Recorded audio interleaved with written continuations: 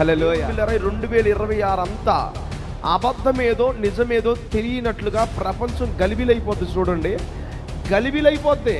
మామూలు గలిబిలి కాదు, టెక్నాలజీ గలిబిలైపోద్ది. దేశాలు కొట్టుకుంటే గలిబిలైపోద్ది. ఎవరు రియల్ లీడర్ ఎవడో అబద్ధ లీడర్ ఎవడో తెలియదు. చచ్చిందో మీరు వినండి నా మాట.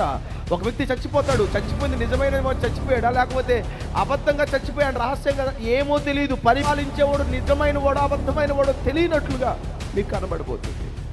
ఇజ్రాయెల్ ప్రధాని బెంజమిన్ నెతన్యాహు క్షేమమైనా? ఆయన ఎక్కడున్నారు? ఎలా ఉన్నారు? అసలు బతికే ఉన్నారా? ఇలాంటి రకరకాల ప్రశ్నలు పుకార్లతో సోషల్ మీడియా హోరెత్తిపోయింది. నెతన్యాహు ఎక్స్ ఖాతా నుంచి శుక్రవారం విడుదల చేసిన అధికారిక వీడియోనే వీటన్నిటికీ కారణంగా మారడం విశేషం.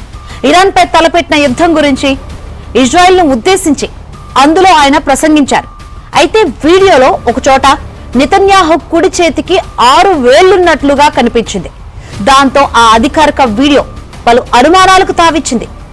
దానిపై రకరకాల విశ్లేషణలు తెరపైకొచ్చాయి.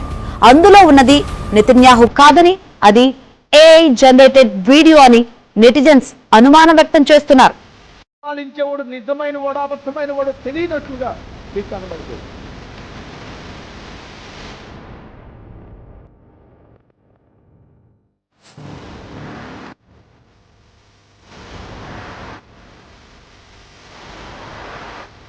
నిజమైన వాడు అబద్ధమైన వాడు తెలియనట్లుగా మీకు కనబడుతుంది.